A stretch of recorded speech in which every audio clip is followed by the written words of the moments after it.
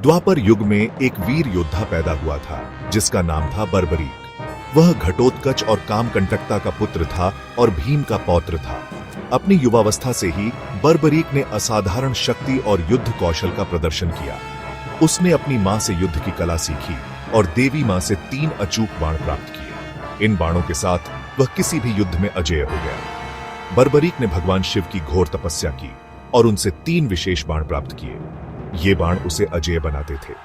शिवजी प्रसन्न हुए और उसे 3 बाणधारी का वरदान दिया। इस प्रकार बर्बरीक को 3 बाणधारी भी कहा जाता है।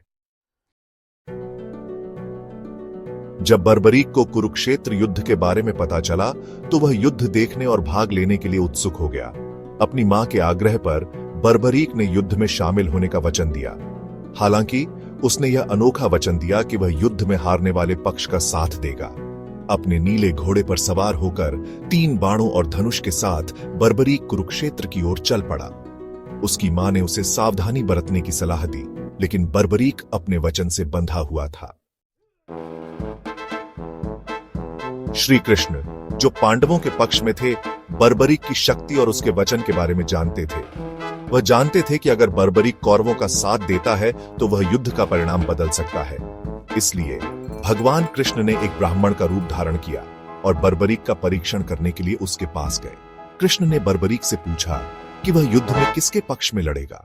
बर्बरीक ने अपने वचन को दोहराया कि वह कमजोर पक्ष का समर्थन करेगा।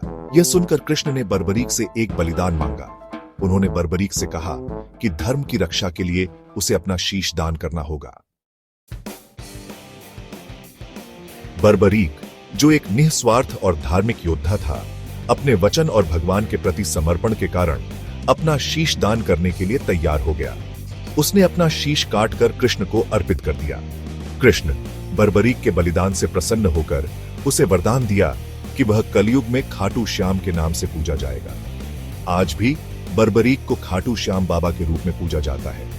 उनके मंदिर राजस्थान में स्थित हैं और पूरे भारत में भक्त आते हैं।